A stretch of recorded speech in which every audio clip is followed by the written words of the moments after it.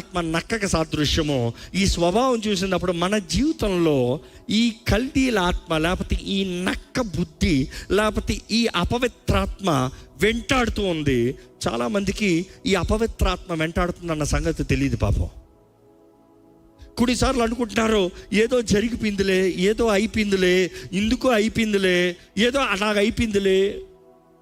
కొంతమందికి కొన్ని సమస్యలు వచ్చినప్పుడు ఎంతో బాధపడతారు, ఎంతో వేదన పడతారు. ఇది సమస్య, ఇది కలవరము, ఇది పోరాటం అంతా చెప్తారు. కారణం ఏంటి అని అడగండి. కొంతమందికి కారణాలు ఉండవు. ఎక్స్ప్లెయిన్ దిస్ పాయింట్ అని చెప్పండి. అసలు ఏంటమ్మా సమస్య అని అడగండి.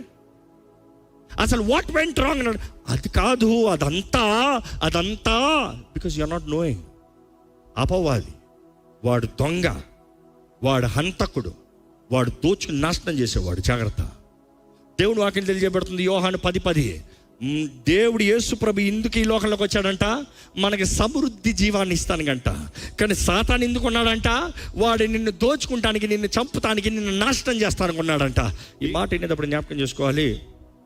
ఈ కల్దీల ఆత్మ గురించి చెప్పినప్పుడు దేవుడు అపోస్తల కార్యాలు 13:40 చదువుదామా.